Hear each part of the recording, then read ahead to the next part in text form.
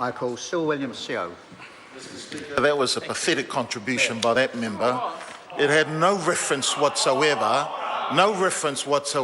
about what this is all about. This is about the people of Auckland.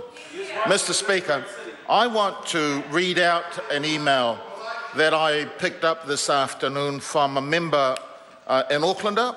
It says, I have been listening to the parliamentary debate all morning, and I'm not happy about this issue being passed under urgency rather than going through a select committee process.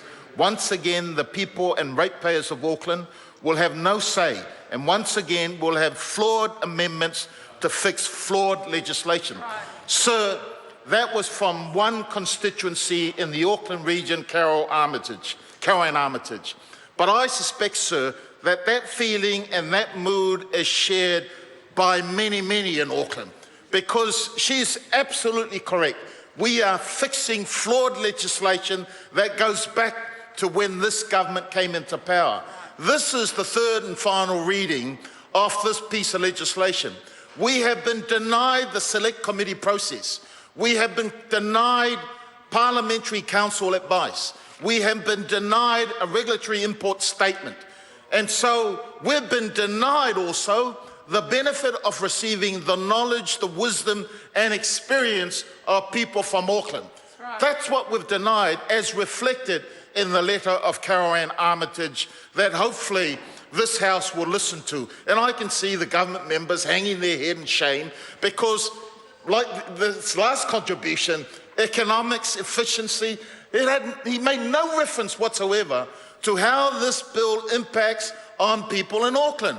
And the first impact is, again, Aucklanders were denied their opportunity to submit and have a say on how this bill impacts on them. So this is not the first time.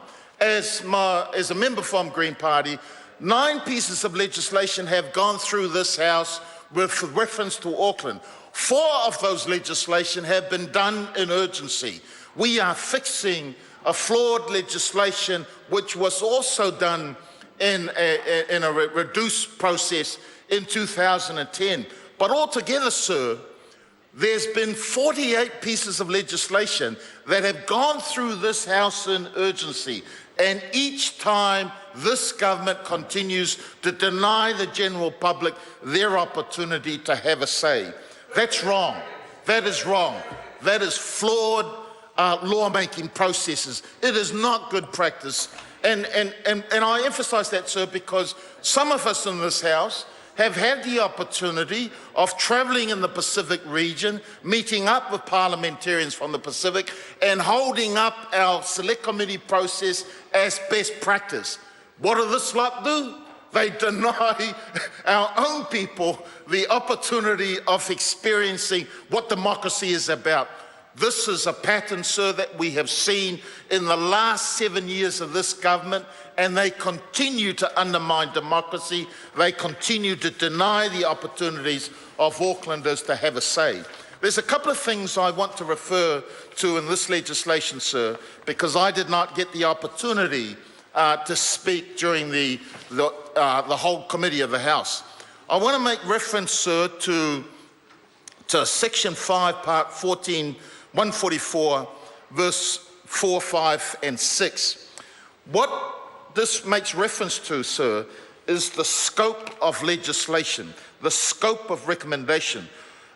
Section 4, 5, and 4, 5 says the hearing panels must make recommendations on any provision included in the proposed plan. However, in 5, the hearings panel is not limited to making recommendations within the scope of the submission, but may make recommendations on any other matters relating. Because we were denied the opportunity of having the officials' advice, legal advice, the advice from the general public, I can't help wonder, sir, because we have taken the right of Auckland City to appoint independent commissioners. Instead, we are saying that the minister will appoint the independent members of the hearings panel. I'm going to ask this question, which I doubt whether the government members will answer, but I'm going to ask it anyway. Whose interest will the independent members of the panel base recommendations which are outside the scope of public submission? Whose interests will drive those recommendations which fall outside what the people of Auckland will want? So if the government is appointing these members, I have to say I'm suspicious. I'm suspicious that instead of the independent members being independent, this government will attempt, as we have seen in other situations, to influence the decisions that the independent members will make. I want to make another reference to Section 7, Part 2, 8A.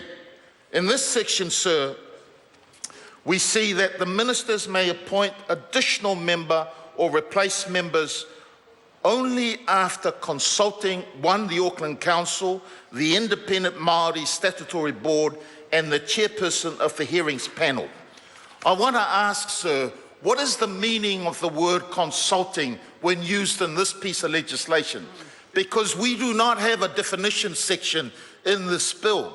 And the reason why I ask, sir, is because I want to know whether the minister, when it says they're consulting the Auckland Council and the Independent Māori Statutory Board, etc., does that mean that they will go with their recommendation and simply inform them that this is what's going to happen?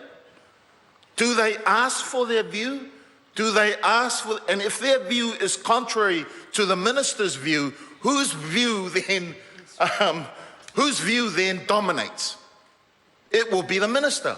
But I also want to ask, sir, what that would mean. Because see, in Auckland, Mr. Speaker, Samoan language is the second most spoken language in the city of Auckland after English. And in the word that I would rather see used in this piece of legislation is the Samoan word of swalaupule. Swalaupule means to share authority. And so I'm asking again, sir, whether any member of this government is prepared to answer the meaning of consultation. Does it mean that they share authority with the Auckland Council, with the Independent Statutory Māori Board? Does that mean that they seek their view and it is generally acknowledged and accepted? Or is it this really meaning that the minister imposes the person that they want on this panel? Now, as I've said before in earlier statements, sir, I have the greatest respect for people on the independent hearings panel. But this is about Auckland. And as I said before, there were only two people that I would recognise as Aucklanders. And granted, this area is an area of expertise, but community representatives can also get accredited to sit on the hearings panel. And the University of Auckland and AUT have done such courses so that elected members and others can be accredited to sit on these hearings panel. I don't see anyone there. In fact, with the greatest respect to the professionalism of people that are on the board, I often wonder, do we not have people in Auckland with the same experience, the same expertise that ought to be on this panel?